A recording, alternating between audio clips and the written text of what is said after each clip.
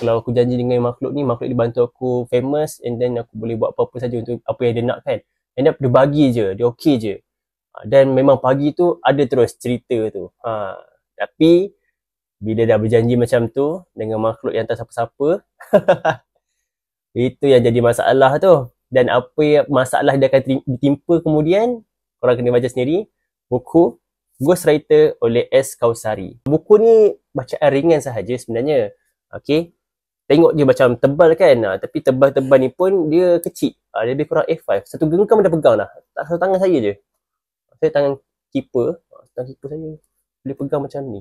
Okay. Dan buku ni memang sangatlah senang pegang satu hal. Nak buka tu pun satu hal juga. Memang sedap lah bila pegang, bila baca pun sedap. Tulisannya pun agak besar, perenggannya pun okey. Cuma saya lebih selesa kalau dia ada jarak di antara perenggan tu, agak bagus lah kalau ada kan. Supaya saya tak nampak lah, saya tak adalah nampak dia terlalu bersambung sangat. Tapi overall buku ni sangat bagus untuk bacaan ringan. Masa saya beli ni pun tak adalah beli untuk nak tahu cerita ni pun, sebab saya bukanlah penggemar cerita genre seram. Saya beli ni sebabkan dia punya saiz, dia punya buku, ketebalan dia. Saya nak dapatkan inspirasi untuk menulis buku saya nanti, insyaAllah. Sebab sebelum ni saya pernah buat antologi buku.